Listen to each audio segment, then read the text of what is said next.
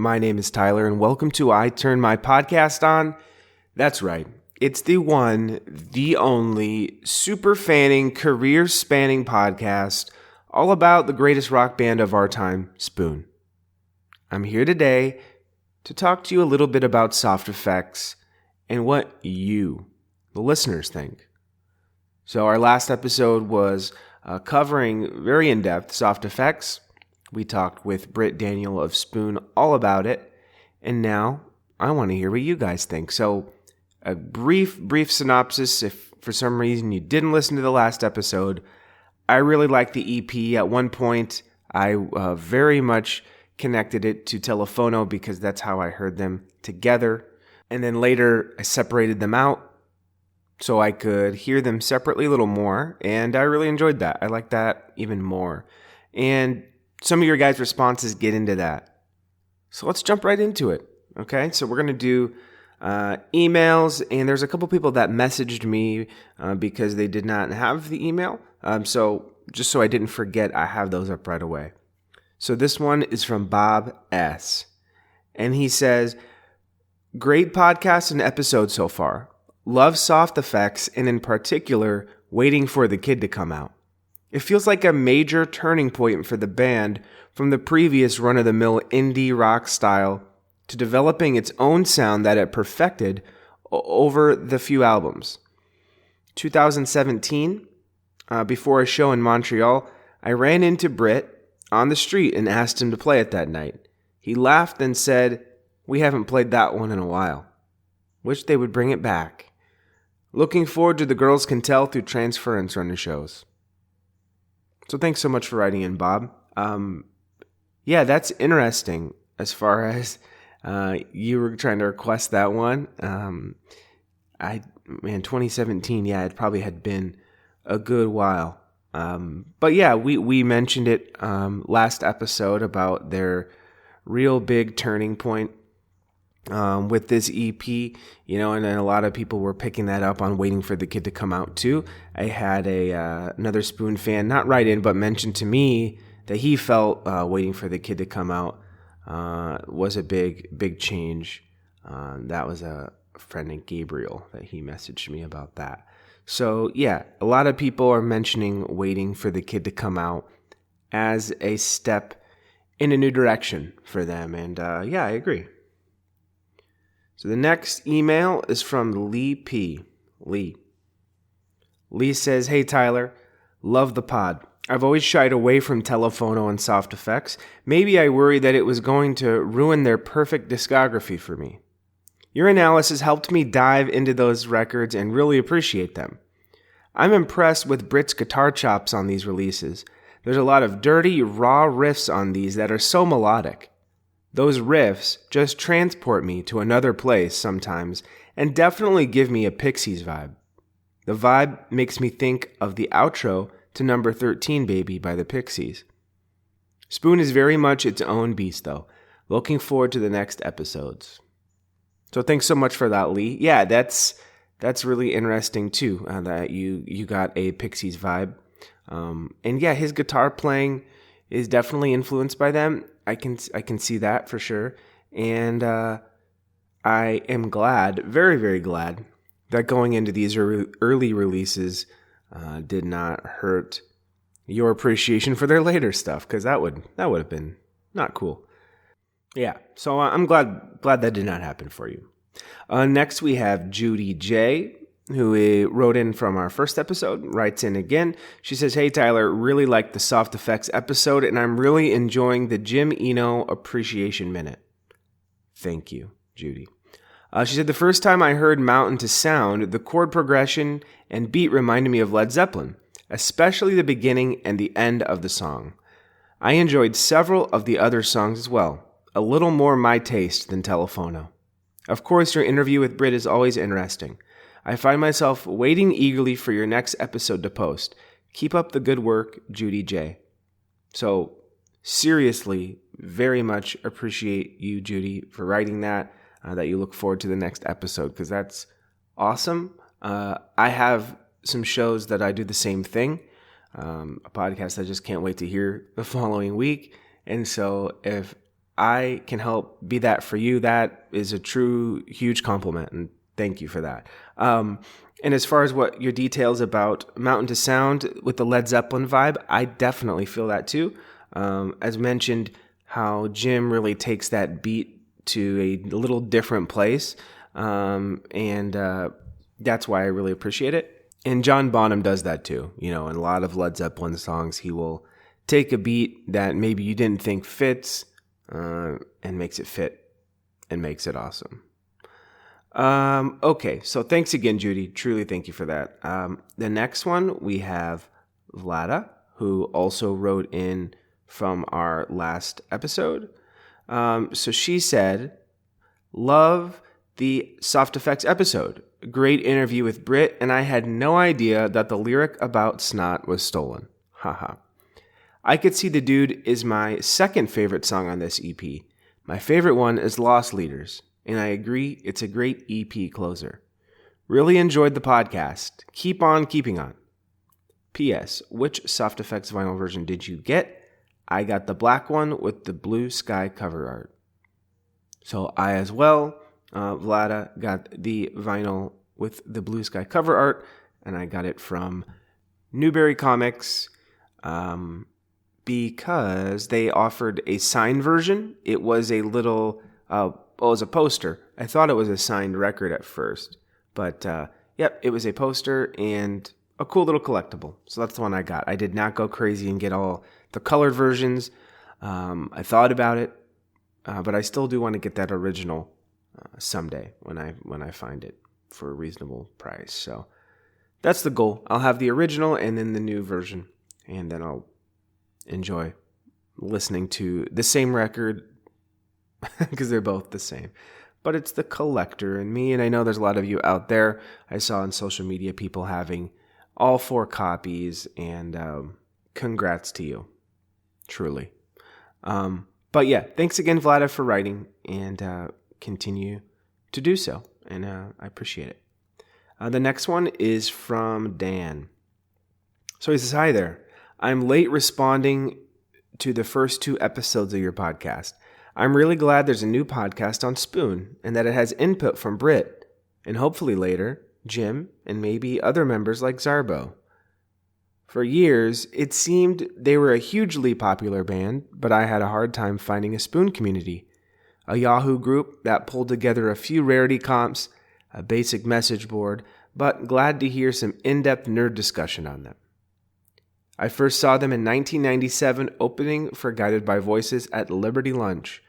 I hadn't heard of them before. My first impressions were of Nirvana, Green Day, but probably lazy comparison because they were all a 3-piece with a singer on lead guitar and some of that indie punk scream. I love that Britt played an acoustic guitar amped out. Jim struck me early on. I was a former drummer who loved Bonham, so Jim had a simple kit and could make a lot out of it and really let the cymbals be cymbals. Hi-hats you could hear the stick hit both the top and bottom when opened up. His fills were never flashy but perfectly placed. His style is exactly what I wanted to be as a drummer. Especially on Sneaks, I think I have every fill memorized. So yeah, I'm down with the Jim Eno Appreciation Minute. And I love the random extra percussion bits, and they were never done ironically. Perfectly placed tambourine, or hand clap, or that offbeat noise that starts Idiot Driver and plays all the way through. That first show I saw, Zarbo was on bass already. I still think of Rob Pope as a new guy. Ha. I lucked out that they used to come through Houston quite a bit, and tickets were always cheap. I tried to see them whenever I could, and I quickly got hooked on Telefono and Soft Effects. I know those early shows from Telefono, I think they always played Realistic, Civantes, and I'm sure others from Telefono, but also Telemon Bridge, which didn't deserve to be buried on a Matador compilation. It was always killer live. Maybe Britt and Jim don't like it, but just like Radiohead doesn't like Pablo Honey, they moved way past it, and hearing it, all they hear are the flaws and parts that maybe they don't like or make them cringe a little. But that's a shame. It holds up as an album of its time. Mid-90s indie rock.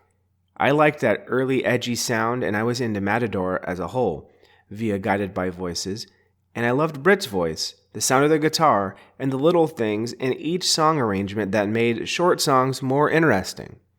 Favorites are Realistic, Cervantes, Wendell Stivers, Idiot Driver, and I mean, it may not be the first album I reach for, but listening to it again, I still like it all the way through. Looking forward to the Soft Effects episode and very especially the Sneaks and Girls Can Tell episodes. Have you already asked him questions on Girls Can Tell? I've seen Spoon or Brit solo for about 15 times from 1997 to 2009. It's been fun seeing them from small opening sets to playing SNL. They've truly earned it. Best of luck with the podcast, Dan. So Dan did get me this email after the episode released, but again, he said sorry for being late to responding in the beginning, so he had some responses from both episodes, which is great. Totally cool. And I really, really like, probably my favorite little observation that he said is that those sound effects, those made the shorter songs more interesting, and that's what it is. It's like adding another element to maybe a song that at first, as you strip things away, there's not a lot to it. But that's something that, really makes the songs stand out and makes you want to go back and listen to them. Other cool stuff he said that, so we first saw them in 1997, opening for Guided by Voices. I've heard many stories of that tour and shows that they opened for Guided by Voices. And Dan, I'm so glad that you're listening and that, years ago you had found the Yahoo group and different groups, but now you're here listening, and I'm truly, truly happy. Thanks for sharing all that cool information. So next we have an email from Chris N., and her email is titled Waiting for the Kid. She said, "Hey Tyler, I had this whole Dismember draft going, but time passed, so I'm on to my favorite Soft Effects track, Waiting for the Kid to come out." So she was going to write in last episode, and that's totally fine. Thanks so much, Chris, for this email. So she says, if you haven't seen the Archaic YouTube video, check it out here. So she linked a video of them playing Waiting for the Kid to come out at the Electric Lounge, which I had seen before, but is very cool for her to send that, and so I rewatched it. So this in her mind is where this song is all about. So she says, the glimpse of vintage Spoon is part of why this track is my favorite, and consequently why I'm not on board with the velvet suit, smoky lounge image. And I totally respect that. She says, BD's unfitted shirt, the huge acoustic, the gum chewing, Jim's crazy eyes, anything but suave, but also awesome. For me, this song conjures a band and a man striving to make it, showing up despite the odds, standing in the alley behind the gritty, beer-encrusted bar, neon light shining in a puddle of oil, smell of tacos wafting in the air, waiting for the other bands to clear out so they can make their Thursday night appearance, hoping people will listen, hoping to land a weekend gig. It doesn't get more alive than that. Like you, I also used to blend this EP with Telephono. In fact, I pinned the dates as simultaneously, partly because I'd heard that some of the songs on Soft Effects were written before the ones on Telephono. But the EP has a cohesive, artistic sound I'm drawn to much more than the more abrasive LP. I keep going back to Soft Effects for a lot of the reasons you mentioned. Gotta say, I love listening to a podcast where someone is geeking out on Spoon way harder than I do. And I go pretty hard. I've officially relieved my partner and brothers of listening to me go on and on and on and on and on and on and on. And on and on and on and on and on. Keep up the good work. And just remember, your subscribers will gladly listen to you imitate songs like Mountain to Sound, da da da da da da da da, 5 or 6 times over. But we sure wouldn't mind a little more BD. I'm sure you wouldn't either. Cheers, Chris from Boulder, Colorado. And, of course, BD as Britt Daniel. So, Chris, thank you very, very much. Of course, I appreciate you appreciating my da-da-da-da-da as we talk about the music. But, yeah, of course, trying to engage with Britt as much as possible about this stuff because it's super cool. It's super interesting. So I'm trying. And it's interesting how we've only played from our first recording session, the interviews. And I think as they go on, we get a little more in depth, go to some weird places, and just kind of, it's fun. It's a fun time. So thank you so much. And I love your take on Waiting for the Kid to Come Out. I mean, of course. And like I said, mine was from such a place of not knowing anything about them. It was just my totally in my head story about it. But I love the smell of tacos. Whew, that sounds great. And yes, when you play that video now and you look back, you will be able to definitely make those connections. So very cool. Again, Chris, thank you so much. And thank you for talking about how you nerded out to your family members. I'm sure we can all relate, right? When we're just trying to get somebody into something that we love so much and, they're just uninterested. And that's why I created this podcast, to be honest with you. Relatable. So, thank you. The next one comes from Josh P. He is a weird kid. Up front, he says, "Hey Tyler, I love the Soft Effects episode and it made me realize I need to buy the reissue. Mountain to Sound and Waiting for the Kid to Come Out have always been two of my favorites. There's a YouTube show with Waiting for the Kid from 1997, per the YouTube description, at the Electric Lounge that I always find myself watching." Hey Josh, somebody was just talking about that. And then he goes on and he says, "Brit's tidbit on Snot Has Caked Into My Pants was great, and I didn't realize the connection to the love song. I dug and found it was on Live and Let Live, not A House Is Not a Motel. Although both songs are on Forever Changes. Keep up the great work." So short and sweet, Josh. I appreciate it. So yes, that is something that I did as well. After we talked on that, in the interview, he mentioned that from his memory, he said, I think it's from House Is Not a Motel. And that's great information for anybody else who wants to go back and check it out. But yes, it is on a song called Live and Let Live. It starts out with that line, and then it talks about shooting a bird with a handgun. It's really weird. It's like a weird song. I mean, it's not something that you'd expect from if you're just listening to this record, because it's like a weird 60s pop band. So anyway, again, Josh, thanks so much for weighing in. I hope you ended up getting the reissue and loving it. And I love that 2 people in a row mentioned that video, because, it's great. Next, we have an email from Devin. Devin says, "Hello, good job on the podcast so far. I don't know anyone in real life that is also a Spoon fan, so it's awesome to hear this podcast. Thanks for also including the EP and singles from Spoon in your podcast. I've been a Spoon fan since 2010, when Transference came out, and I saw a review on Pitchfork. I've never heard Soft Effects or any other material from them besides the main albums. I used to just not bother with EPs and older singles from my favorite bands, but I now know it's a mistake not to discount those projects without giving them a chance. I can't wait for the Series of Sneaks episode coming up. Keep up the good work." So thanks so much, Devin, for writing in. I like the fact that you checked out Transference after Pitchfork, because I can't remember. I think the Pitchfork review is pretty good. All the reviews were pretty good, and then for some reason there was this narrative that, it's so terrible, and we'll get to that, because I have a lot to say on that album. But I also think it's really interesting that because of listening to some of Spoon's older stuff, you're going to go in to check out some of the bands that you like, some of their older releases. And that's great too, because there are things in there that maybe you didn't expect to like and ended up liking a lot. That's definitely happened to different bands for me. But Spoon has such a quality in all their songs that, you can't go wrong. So I'm glad, and I hope you enjoy tracking down those other releases, whether it's physically or digitally, and then listening to the show along with us.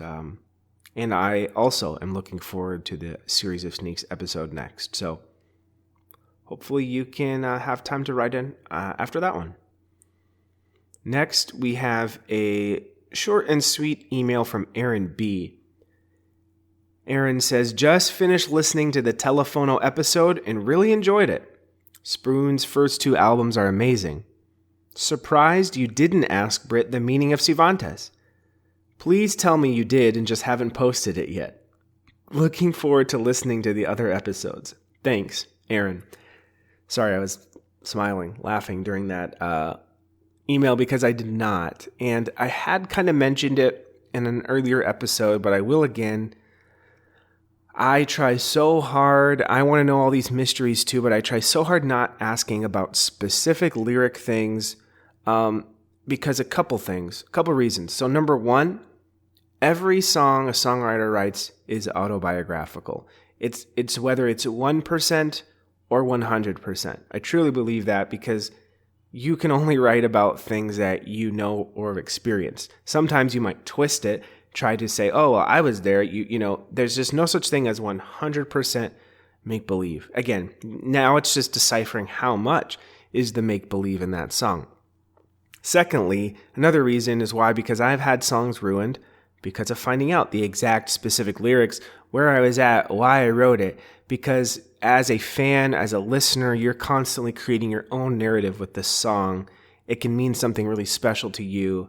And then it can also be just destroyed by getting that real reason why. So I know that might disappoint some of you, but I promise you I have your best interest at heart because I would hate to have Britt on, talk about some reason why this song is this way, why he said this, and where it came from, and then you be upset and maybe have a different appreciation for this song. Again, I struggle with it because I really want to know some of these things too. But please bear with me and know I care about you, okay?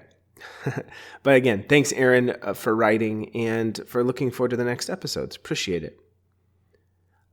Next, we have from Aaron, Aaron P. is a longtime fan from messageboard.spoontheband.com.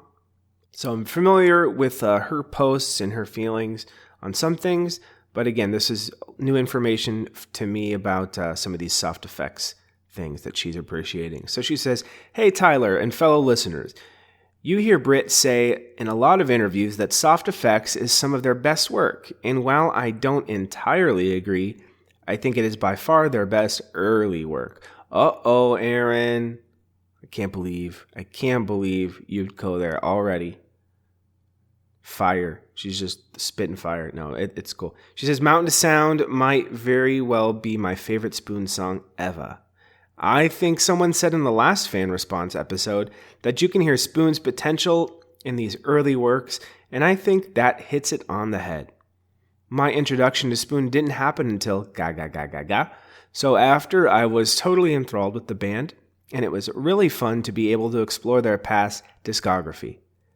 The first thing I got my hands on after Ga Ga Ga Ga Ga was the Telefono Soft Effects dual release. What a shock it was for baby Aaron to go from Ga Ga Ga Ga Ga to Telefono Soft Effects. I can tell you that I certainly wasn't expecting such a drastic change.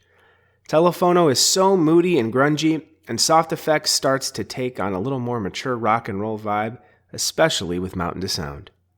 Soft Effects, in order of my most favorite to least favorite. So she does a 1 out of 5 ranking, which is a message board specialty. We would do so many posts about trying to rank things, right? That's what fandom does. Okay, so her ranking. Number 1, Mountain to Sound. Number 2, Lost Leaders. Number 3, Get Out the State. Number 4, Waiting for the Kid to Come Out. And number 5, I Could See the Dude. Wow, Aaron. Wow. My favorite song you put at number 5. Wow. Okay, so she says Mountain to Sound is just so quintessentially rock and roll, you can't help but get into this song. It's timeless. I love that Lost Leaders starts out with just a few twangs before turning into this urgent, upbeat song. It pulls you right in. I also love the guitar behind the Shinoma. Oh, me too. I talked about that. I love that part. Next, Get Out the State. She says, it's kind of heavy. It has this kind of sinister tone, but also a sense of toughness. Then Waiting for the Kid to Come Out is a fun one. It's number 4 for me, mostly because it's fairly repetitive and I can't listen to it as much as the others. But I like the extra yas and yells, as well as the countdown and phrases behind the song as you head into the verse that starts with, in the tradition of your nationalized tracks. Okay, and then I Could See the Dude. Hands down my least favorite song on Soft Effects. It's such a strange song. The lyrics are definitely off-putting, but it was cool to learn in your interview with Britt where the snot lyrics came from. Sorry for the lengthy email. It's so easy to get carried away when you're talking about Spoon. You get it. Smiley face. Looking forward to the next episode. Sincerely, Aaron P. Yes, Aaron, I do get it. And I love that you did a ranking of the songs and why, because that's awesome. I agree with you, though. Like I said, I when I interviewed Britt, I kind of got him to talk about that, too. Because I said, you always love this one. You say it's some of the best stuff. And so I just kind of wanted to get from him why. And so we got into that. His basic answer was that it was more artistic. And I think the biggest thing about this EP, what makes it so cool is that, yeah, it was all really fast, songs they were trying to do as B-sides. And I think as we uncovered is that that's sometimes some of the best work you can do is when you're not overthinking it, when you have the ideas flowing, you put them down, let's go. There's always that battle of when is a song done? How are you ever going to figure that out, right? If you're moving quickly and you have a clear vision, you can do so. You can just say, nope, it's done. This is what we need. So that was creatively, there was a lot of things flowing there, and it's good. It turned out great, and I, again, like your little bit of backstory of when you got into them, and then going back and hearing Soft Effects and Telefono, because that was almost the exact same thing for me. And then don't worry about a lengthy email. That wasn't too lengthy at all. It was great. Thanks again.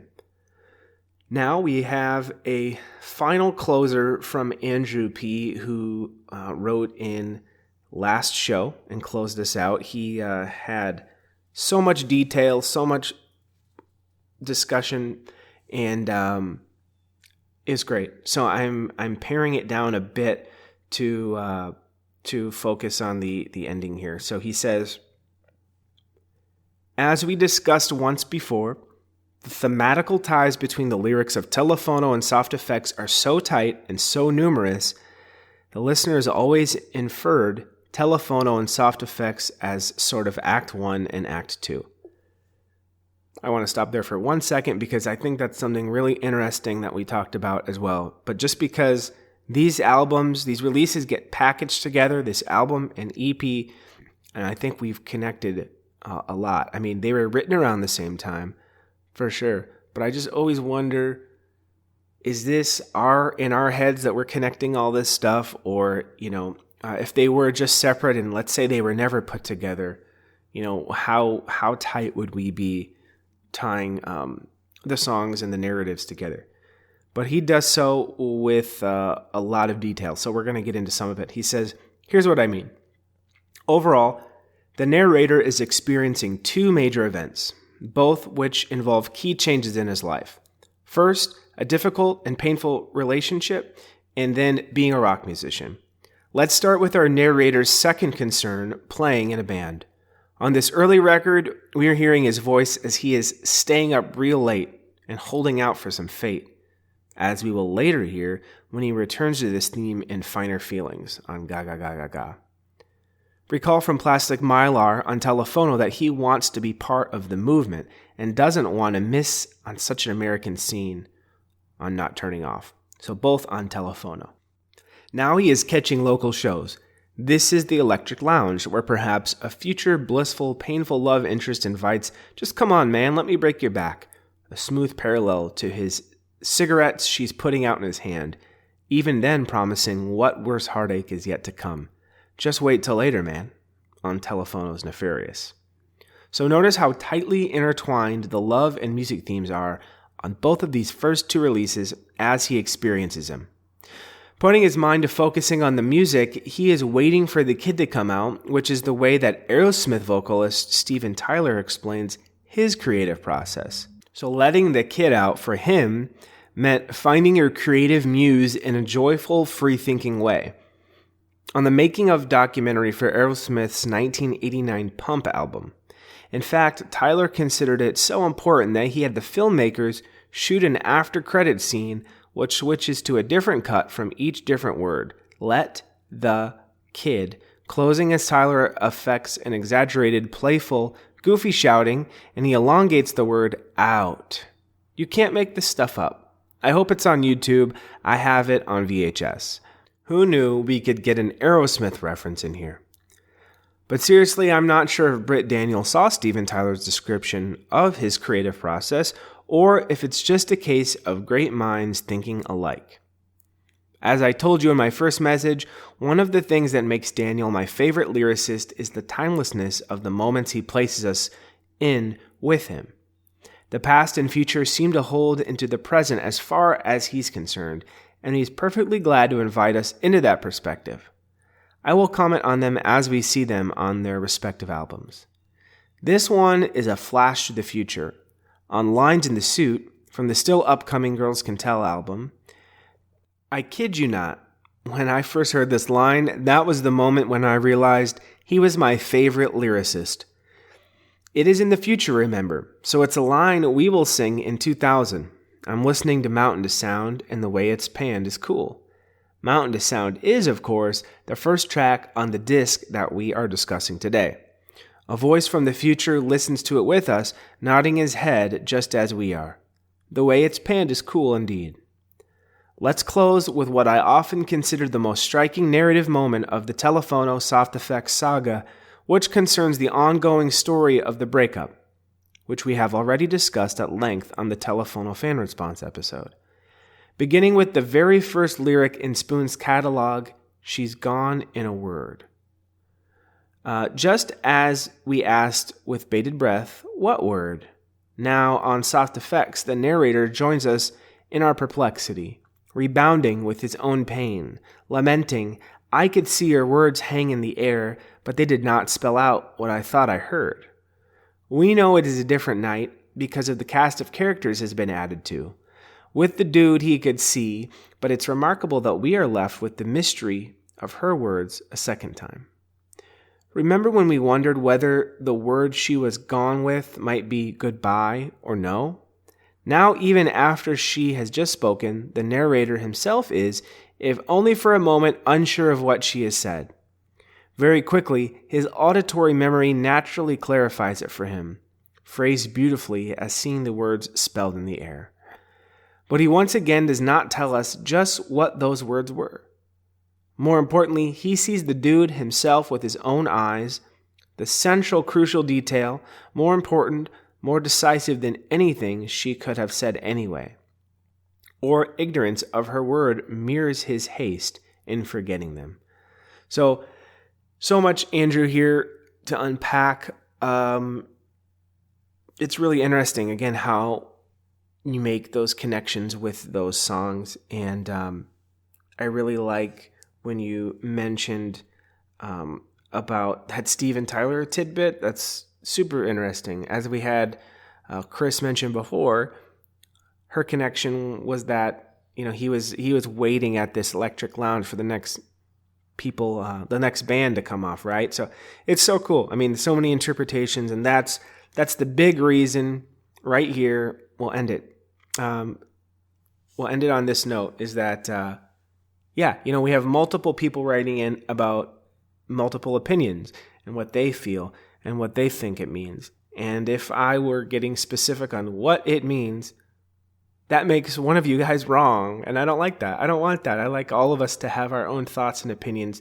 That's what makes chatting about this stuff so cool and so interesting. So I hope you are finding it so. I hope you are finding it interesting and fun. And please continue to engage writing in. I'm on social media. On Instagram, we are at I Turn My Podcast On. On Twitter, it's at Turn My Podcast On, so no I in the beginning. At Gmail, it's iturnmypodcaston@gmail.com. So yeah, give me a follow. I'm trying to make the accounts a bit like a little fan account, like a fan club, if you will. So I'm trying to keep everything chronological, right? I have some really, really exciting stuff coming in the future. But right now, where we are in the timeline, a series of sneaks is going to be our next episode, and that's going to be great.